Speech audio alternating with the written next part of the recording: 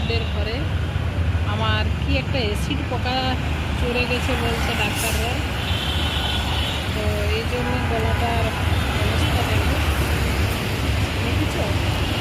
তো আমি কোনো কিছু করতে পারছি না, নাইটি চুড়িদার শাড়িটা পরলে ব্লাউজটা ফাঁকা হচ্ছে, কী করেছি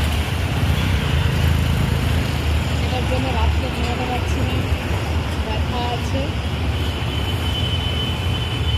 তো আমি হসপিটাল গেছিলাম জিরানগাছি, আমার মেয়ে নিয়ে গেছিলো, সেখানে বললো যে এসিড পোকা চলে গেছে।